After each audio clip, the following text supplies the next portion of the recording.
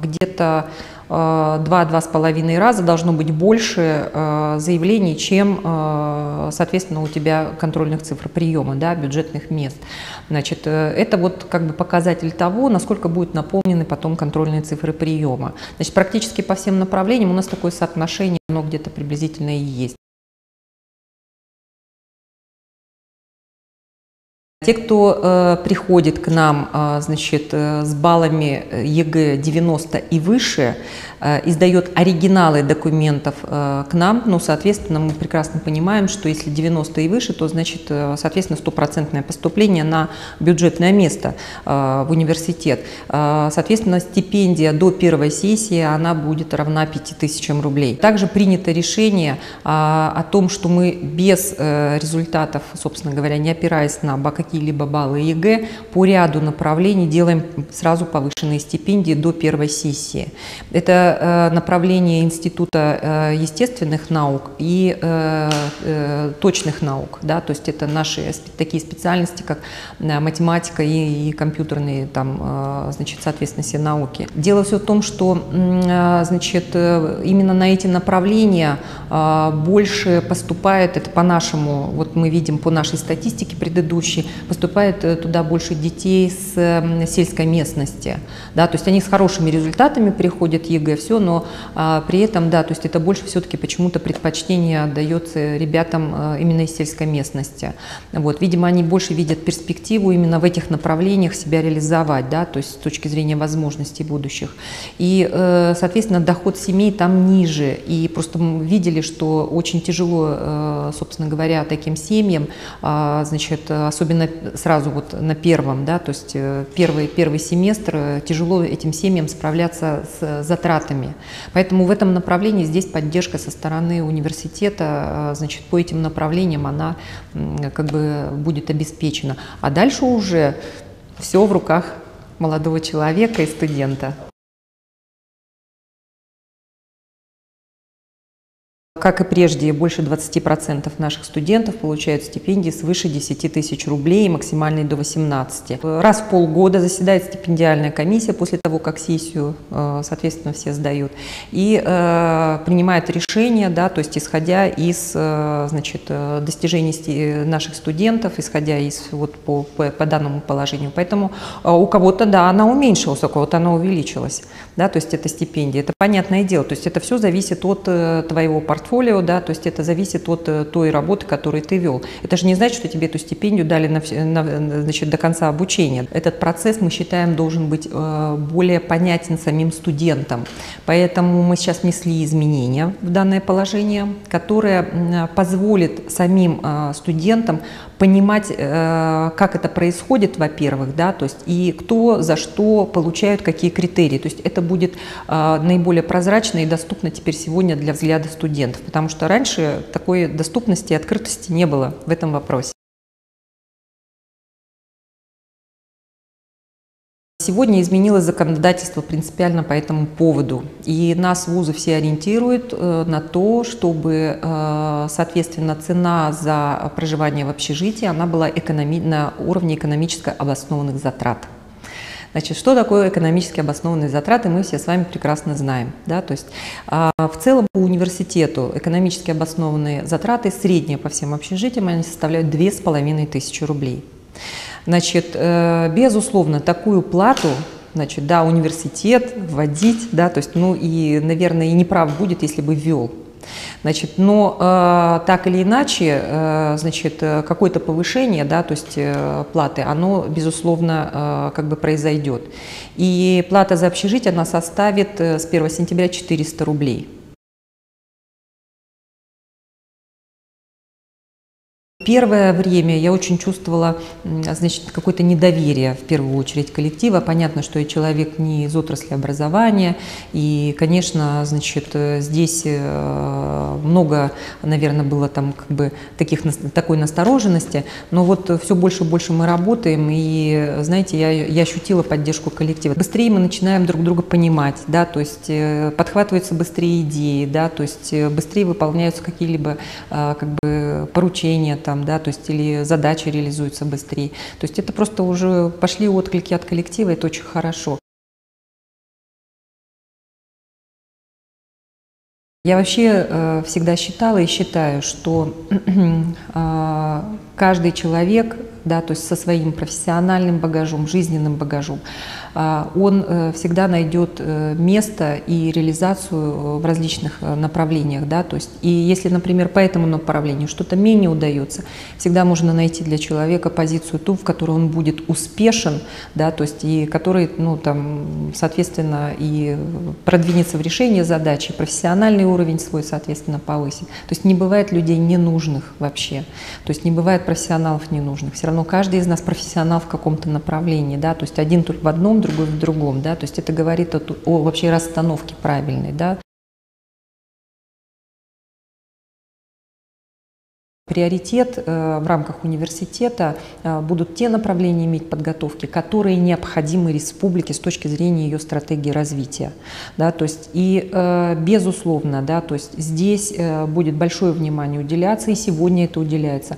Это Институт точных наук, да, то есть это, понятно, IT-технологии. Сегодня в этой отрасли, это молодая отрасль, кадров не хватает очень. Институт естественных наук, да, то есть мы в любом случае, вот это направление, оно тоже является приоритетным, потому что оно является приоритетным для нашей республики. Биотехнологии. Мы сейчас вот будем оформлять лицензию, уже готовим к отправке документы, практически готовы на получение как раз лицензии на биотехнологии подготовки, и кафедра у нас такая тоже появится. Да, то есть там идет плотное взаимодействие у нас с Академией наук, да, по Институту естественных наук. И здесь подготовка биологов, геологов, химиков, да, то есть она чрезвычайно на самом деле востребована, да, то есть сегодня в рамках республики. Востребована, потому что изначально это те направления, вот я про IT-технологии, и эти направления нацелены на подготовку специалистов таких, да, то есть и подталкивание развития этих отраслей в то направление, которое позволит заложить основу для изменения структуры экономики республики. Всегда возникал вопрос, а как вот Кировский филиал, сколько он будет существовать, долго ли будет существовать, и вообще, что с ним будет. Вот сегодня, значит, собственно говоря, начало подготовки у нас по лечебному делу дает стабильность понимания подготовки медицинских кадров республики. Это первое, да. Второе, если республика понимает, что, значит, соответственно, это уже не какой-то временный вариант, да, а что это там основательно начинается подготовка, республика, безусловно, то есть и на самом деле об этом мы и договорились, по сути, будет активно помогать университету, да, значит, соответственно, наращиванию материально-технической базы. Вот. И сегодня эта база, она, собственно говоря, существует, потому что мы бы лицензию не получили, если бы у нас не было уже официально оформленных различных, значит, договоров и документов с нашими лечебными учреждениями по использованию их клинической базы. Да, то есть, и если бы мы не понимали, например, а кто у нас придет и будет, собственно говоря, обучать ребят, да, по этому направлению подготовки. Я специально встречалась с коллективом, да, то есть Кировского филиала, значит, медакадемии, и мы договорились о том, что именно они, все медицинские, значит, специальности, которые нацелены не общие, там философия или еще какие-либо, а именно вот эти направления, да, то есть мы будем реализовывать с первого же курса их силами. Коллектив давно и настойчиво просился вообще в состав университета. Да, то есть и я ни для кого, наверное, этот секрет не открываю, потому что готовность Кировского филиала еще была 3-4 года назад войти в состав университета. Готовность самого коллектива.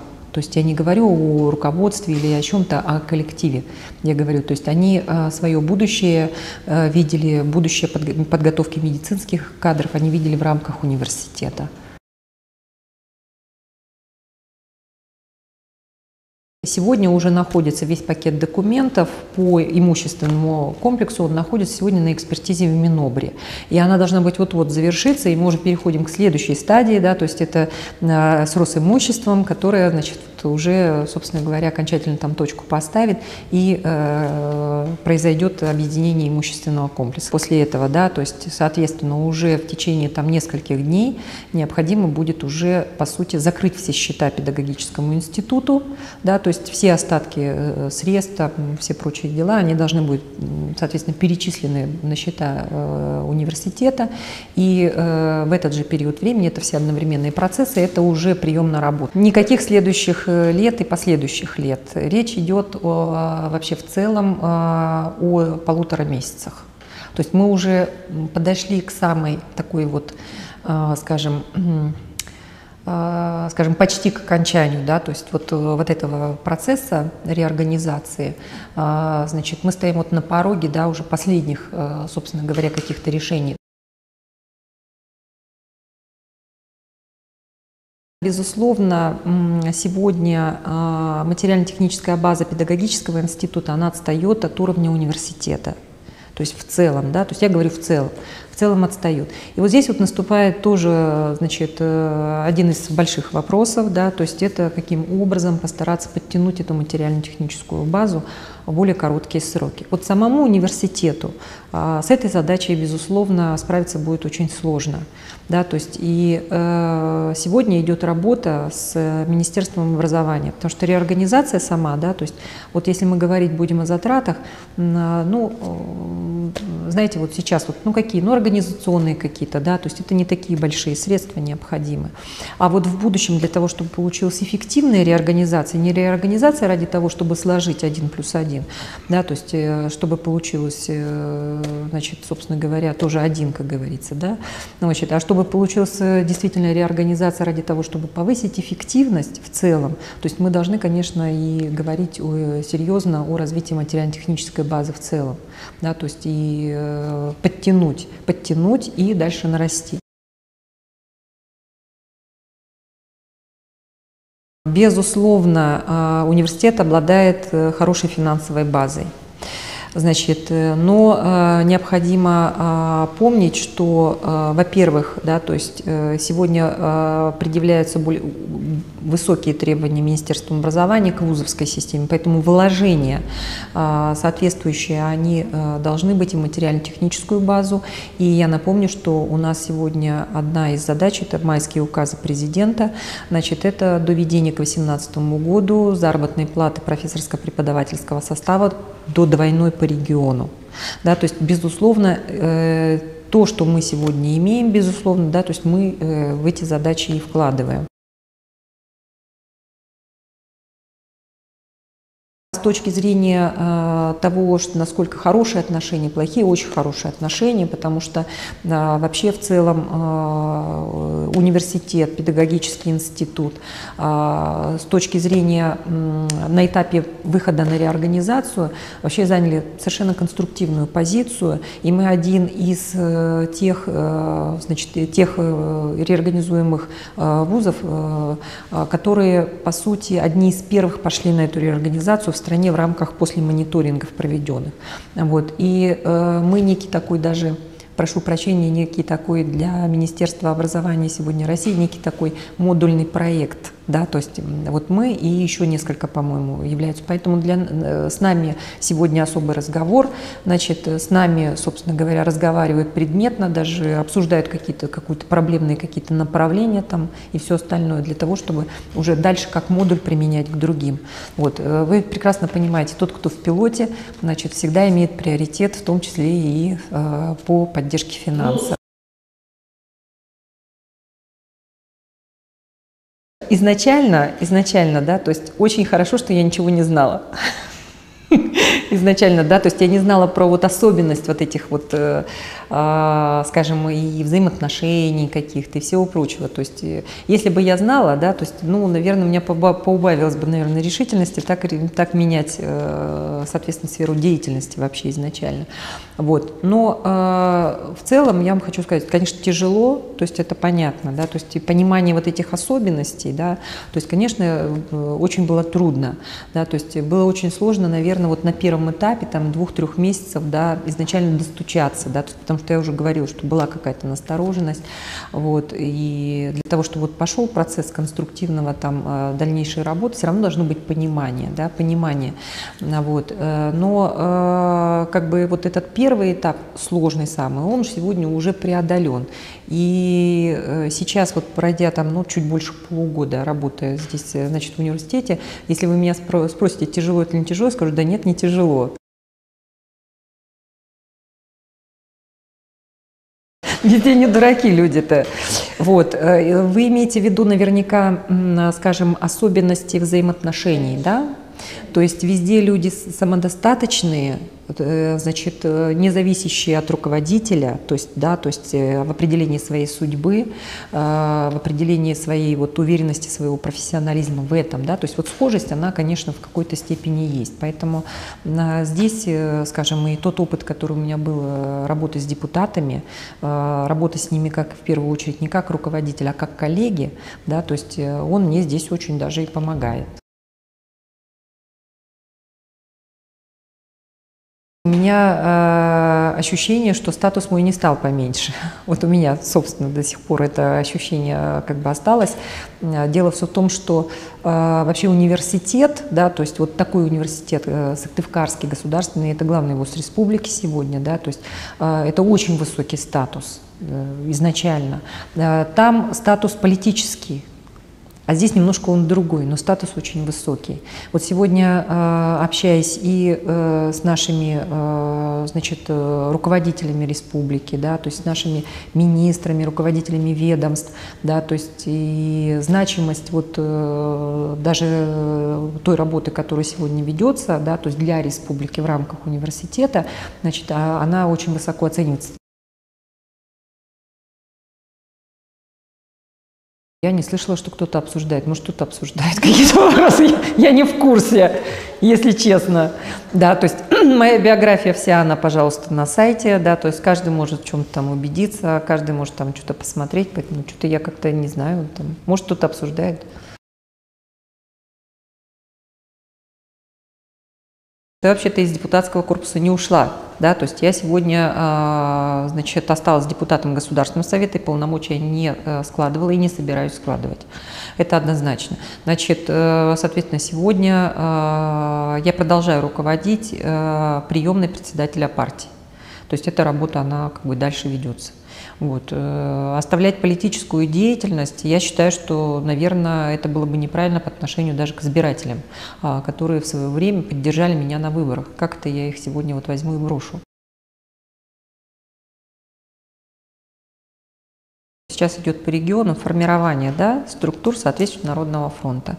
Вот. И, насколько я знаю, у нас тоже в ближайшее время состоится, значит, соответствующее мероприятие, на котором будут приниматься решения. С Народным фронтом, естественно, как же это не сотрудничать, если, собственно говоря, в свое время не сотрудничать, не работать, не поддерживать Народный фронт. Да? То есть если в свое время именно на базе региональных приемных председателя партий, по сути, значит, и начинался Народный фронт, и организовывалось, да, то есть и руководители приемных были координаторами Народного фронта, значит, в этот период. Более того, именно как координаторы, значит, координаторы именно отвечали за проведение праймериз, вообще-то, да, то есть, соответственно, при подготовке к выборной кампании, определении списка кандидатов.